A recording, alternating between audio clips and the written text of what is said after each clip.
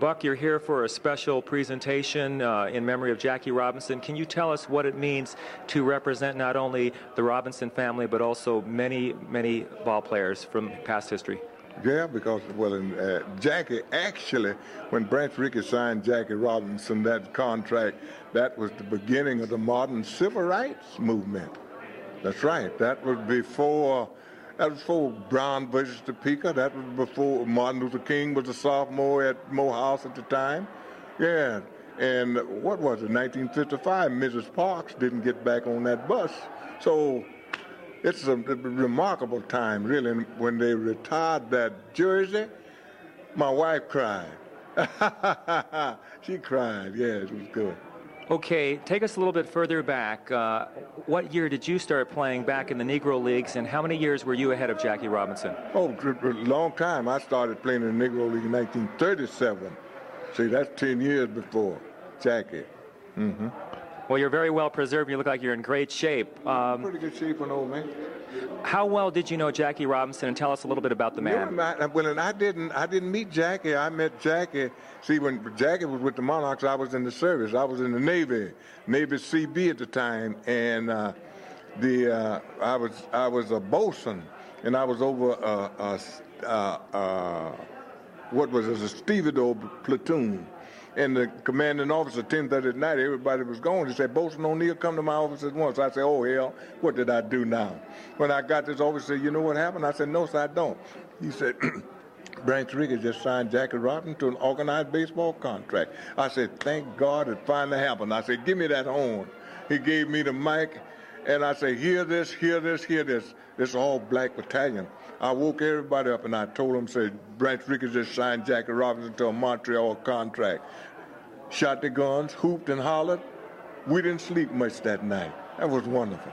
There were some great ball players in the Negro Leagues that did not get a chance, or maybe had a very limited opportunity to play Major League ball. Mm-hmm. Tell us some of the top players, maybe the 3 to 5 that come to mind, and then compare them in ability to some of the players that we were able to see at the Major League level. Josh Gibson.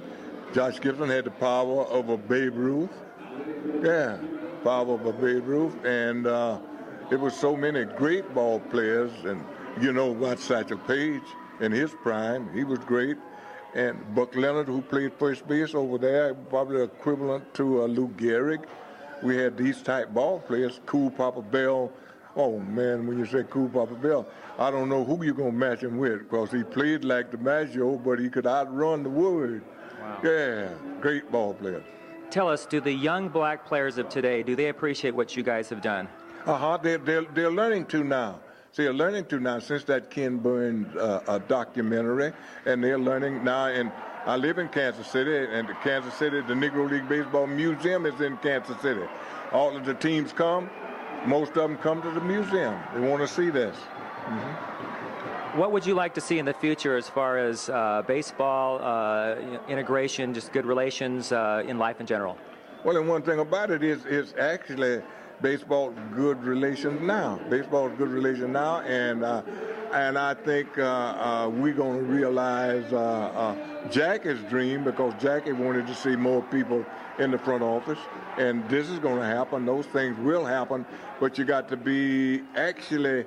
I'm seeing a lot of kids working here, and in this baseball. This is the way you get to become a general manager. You know what I mean? You go to college, you learn these things, and you come in and work yourself up. And I tell kids, not especially black kids, I say, why don't you take sports management when you go to school? Now, you might get a chance to be a general manager if you want baseball, if you want sports, really. If you want to make your living in sports, try some of these things, and it will happen eventually. Okay, the last question, your most memorable moment in baseball history for you, personally? I guess it, oh man, it just might have just happened. It might have just happened the other night when they retired that 42. Yeah. That was the most special moment. Of course.